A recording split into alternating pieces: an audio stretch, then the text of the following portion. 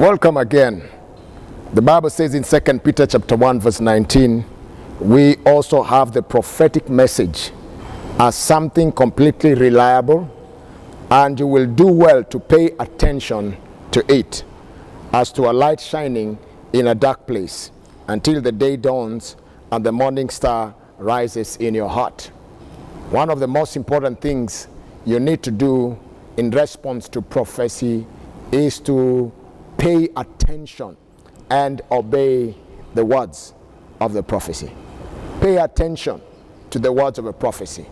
You see, mistakes people do is to get carried with the ecstasy of the moment.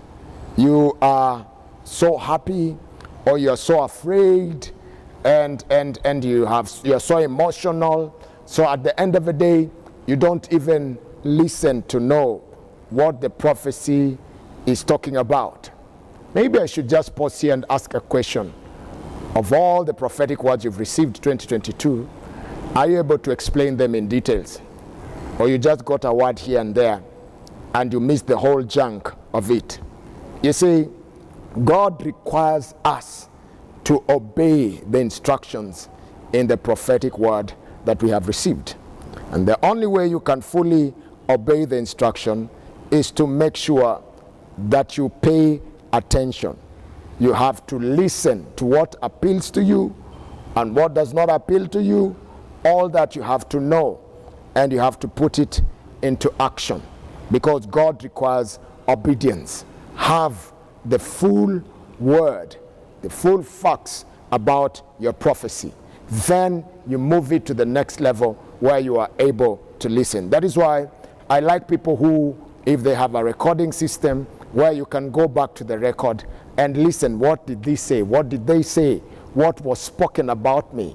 Or you go back to the word and read and see, what did God say? It's important for you to know and pay attention. Then you are able to fully obey.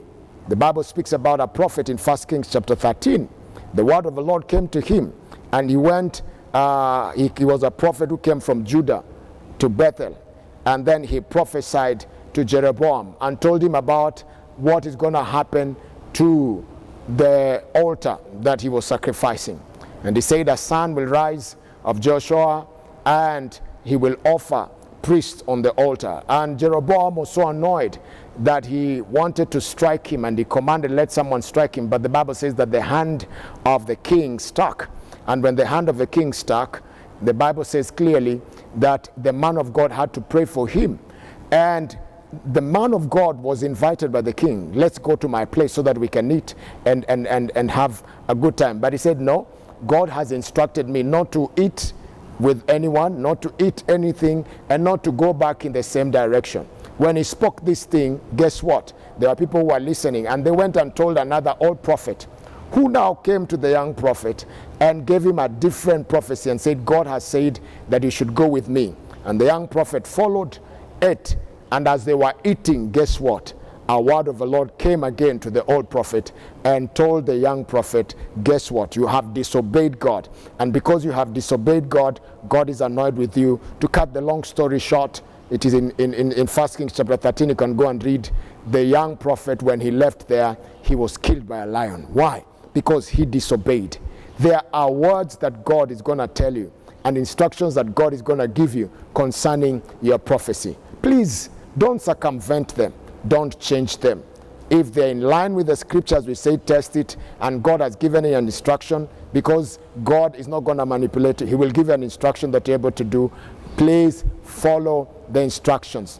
Don't change them. Obey. And as you obey, the fulfillment of your word is going to come to pass. I want to tell you, 2022, may the fulfillment of your prophecy come to pass. God bless you. See you tomorrow. And remember, attention to the words, obedience to that prophecy is what you need. See you.